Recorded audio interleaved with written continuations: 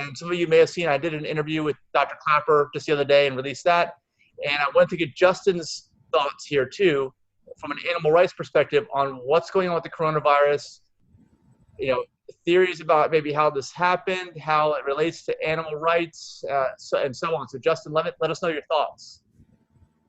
From what I've read, well, it's probably better if I explain the way that epidemics work in general that come from animals. Because even things like the plague were things that started because we had such close contact with animals, and they were all kind of densely packed together with humans. Right. So when there's a large density of animals in the same spot, like, as you know, when people change, like the humans from like 100 years ago are not that much different than the humans that we have now, just because it takes so long for us to reproduce. But for bacteria and viruses and things like that, when they reproduce constantly. So it's over and over and over. So they're doing it so many more times than we are in the same amount of time. So that means that you can have, what is that, like evolution? The evolution of a virus is much faster than a human? Yes. So when you have a whole bunch, because the way that they need to reproduce is the resource that they essentially use are living beings. So when they have a whole bunch of different living beings all close together, and they can spread throughout them extremely easily, because the reason why we have to practice social distancing is so that we don't get all close together and make it easier for them to spread. But in animal agriculture conditions, we already do that for them automatically. So whenever there's one sick animal, it's going to get all the other ones sick if they're all packed together like sardines. Yeah. So then, because they spread so fast, that means there's more of them, which means they reproduce faster, which means that they also evolve faster at the same time. So it becomes way easier for a different kind of epidemic that we don't have any resistance to, or we don't have any kind of antibiotics for it. Antibiotics wouldn't work on viruses, but it makes it way easier for them to transmit to us, and whether through consuming them or just being in close contact with them like a factory farm employee, they go back home, and then all of a sudden it becomes a disease spread among humans. Right. So these, are we 100% sure that these types of things have evolved from animal agriculture? I wouldn't necessarily say every single epidemic, but definitely a lot of them. Like, for example, like swine flu, animal flu, and even the virus. It's not for definite yet, but it's from eating wild animals.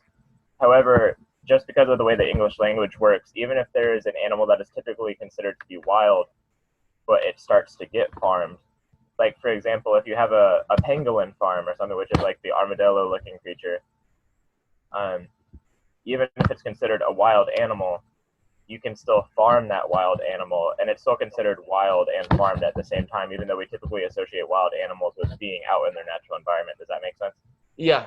We don't really have an English word for a wild animal that we start farming. Does that make sense? Because we can't necessarily call it a domesticated animal. But Right. I got it.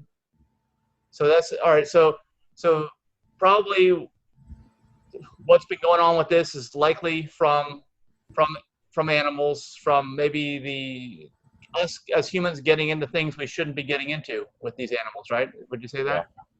I think that at this point it's probably safe to say. Okay. So hopefully folks are going to learn from this, right? And recognize the role of really your daily choices in potentially developing some kind of a pandemic like this, which really affects everybody, right? So it's not just like you're making your own choice and it's kept just to yourself. It actually has the ability to affect the entire human population, right? If you make the wrong choice. Yeah. Because you did bring me on here to talk about a little bit of an animal rights perspective. So most people do consider animals to be victims when they're considered alone. Like, for example, if someone was abusing a dog, they would easily say, no matter who you ask, yes, that dog is obviously a victim.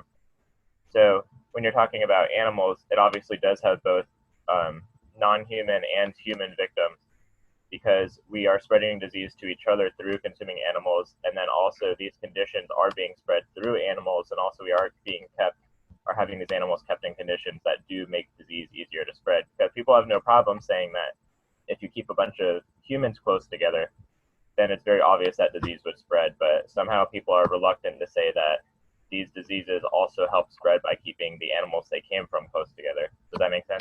Yeah. Oh, yeah. I think that you're right. People probably don't think about that. Yeah. However, I think you and I both know, right, that most antibiotics are given to animals because of these exact problems you're describing. I think, in terms of them getting It's sick. about 80%. 80% of antibiotics. Yeah. So it's definitely a known issue, right? If we recognize that the majority of the antibiotics are going to animals because they're sick or they're going to get sick, then it's just like this is the possible result of that, and at least one of the possible results, and it's just something for people to think about. So hopefully, I know people will be thinking about this. And Yeah. Well, go ahead. Do you have more to add? A little bit. Yeah. Just because bacteria and viruses are a little bit different. True. Antibiotics wouldn't work on viruses in particular. Right. So if we want to, definitely antibiotic resistance is something we definitely have to worry about for other pandemics that could come about in the future and other pandemics of the past. However, for this one in particular, I wouldn't say it has much of an effect on it, but it is something that we should be cautious of in the future to prevent further pandemics. Yeah, I just was, I guess, bringing up the fact that I think folks know who farm these animals that they get sick all the time, right? I mean, I know that the viruses and bacteria are different, but I guess the concept of being ill, right, and potentially transmitting that to others nearby is something that is all the time in animal farming, right? I mean, you don't know like if you buy an animal product, you have no way to know. I don't think. Correct me if I'm wrong. You have no way to know if that animal was sick before it was killed, or if it was sick leading up to that, or anything, right? Yeah, definitely. And for people that are in these kinds of conditions, like factory farming situations where they have such close contact with these animals, that really is just something that they don't take into consideration when they're getting that job, is just the physical hazards as far as injuries and also diseases that they could potentially be from getting in these conditions. So even if you have a dog at home, people have no idea how much influence that, like, I'm sure you've read a little bit about the bacteria that lives in our gut, but Right. even having a dog at home, a lot of that gut bacteria can get spread around the home, which isn't like a bad thing, but it can actually influence your gut bacteria whether you have a dog in the home or not, at least according to the physician for responsible medicine. So you're saying that it's not necessarily a good thing or a bad thing you have a dog, but it's an influence, that's all? Oh, for gut bacteria in particular, yes, but it just goes to show how much influence having like a living creature that could be a host to these diseases walking around near you and touching everything, you know what I mean? So. Oh yeah, absolutely. I understand. Things got the lights went out where you are over there. Yeah, so I'll go to a different room, but the light bulbs in my room go off and on for some reason. I don't know why. Oh, it's okay. I'll go to a better spot. Well, I think we've probably reached close to the end of our discussion, unless you have some more things you want to mention. Anything else pop into mind? No, I think that's pretty much it. All right. Well, I think they're good takeaways from what's going on. It's just, if you're out there and you're watching this video, maybe you already understand this concept, the connection between animal agriculture and really, I guess, illness. Really, I mean, illnesses that can be transferred to humans, right? And this is just one of them. Well, definitely tag your friends in this video, share it.